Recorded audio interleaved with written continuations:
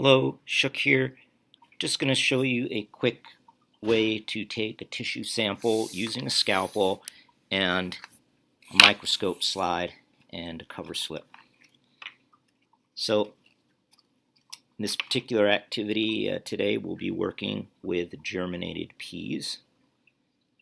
We've got a root, we've got a stem, we've got some leaves, we've got an area of tissue that was the original pea or seed. Here's your scalpel. Scalpels generally are held like a pencil as opposed to a steak knife. And I'll have a surface for you to cut on, in this case a cutting board. The sample size that we need is extremely small. We have microscopes that can magnify 60, 150, 400, and even 1,000 times. And in fact, yeah. So if I were to do a root cross section, that would be coming across the actual item.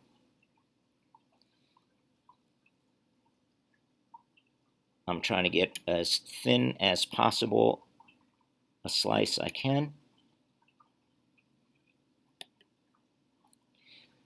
This is something that's very difficult to even see.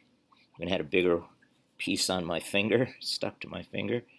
All right, but very small amount of tissue that can be placed on a slide. That was a cross cut. I can also take this root and do a long cut or a longitudinal cut, keeping my finger out of the way.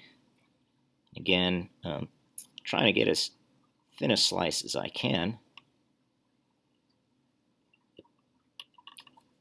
because these microscopes we have are really very good at what they do. So it's on the tip of my scalpel now. I'm just going to put that long cut next to the cross cut. You can do this with simply a drop of water. Today we'll use a little bit of what's called Lugol's solution, or iodine, potassium iodide.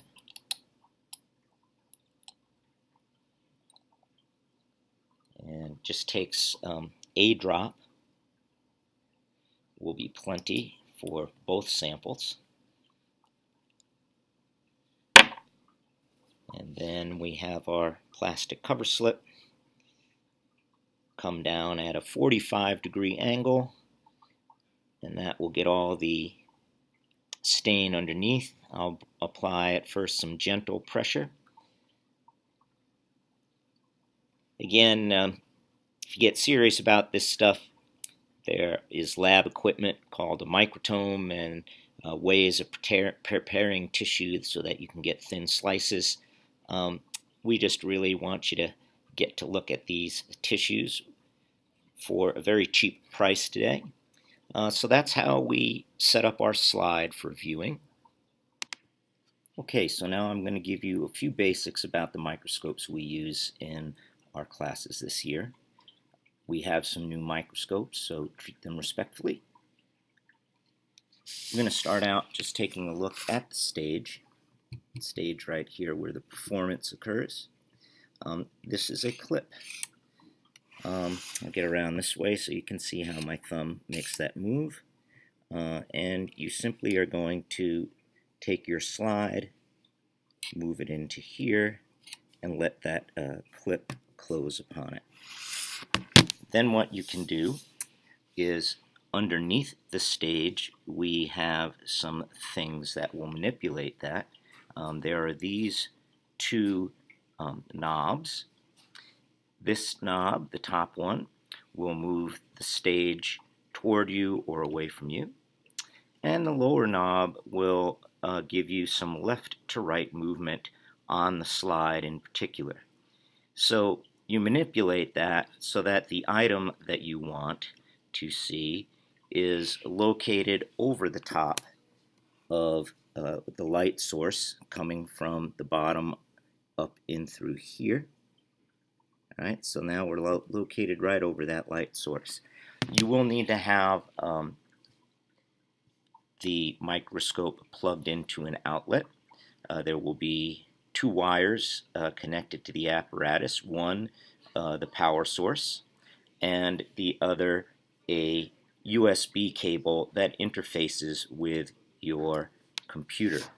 You'll use photo booth with your computer, and the only thing you may need to adjust is go to the top menu and find the item that says camera, and it will be called the microscope camera. And next, focusing a microscope has been a particular process for a long time. This microscope functions like traditional compound microscopes. You always start out with the short objective lens. That's what we call these down here. That will be your low power. We have a low power objective that will magnify things 4 times. We have an eyepiece up here, our camera, which multiplies things 15 times. So to get the total magnification, you do magnification of objective lens times eyepiece, in this case 4 times 15 or 60 times. In order to bring things into focus, you have a couple of knobs located on either side of the microscope. The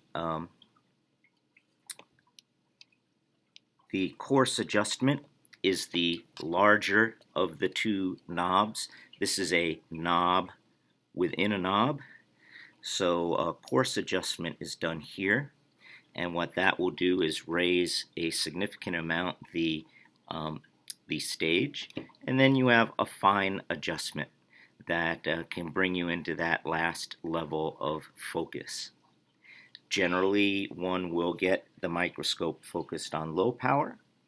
Then you can rotate clockwise to the medium power. This medium power happens to magnify 10 times. Therefore, you've got 15 times 10, or a total of 150 magnification. Those are the two lenses that will be most useful in this class. You may occasionally want to go to high power. Notice how close this objective will get to the slide, so you always want to be careful with that aspect. In theory, once you're focused on the low power, you will be focused on the medium and the high power as well. When you're to high power, I would suggest only working with the fine adjustment, and those instructions should take you a long way today. If you're not sure how something works, ask.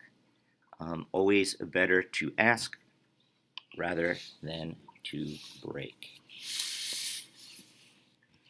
So enjoy your lab, learn a lot, and follow the instructions that have been given in the daily agenda.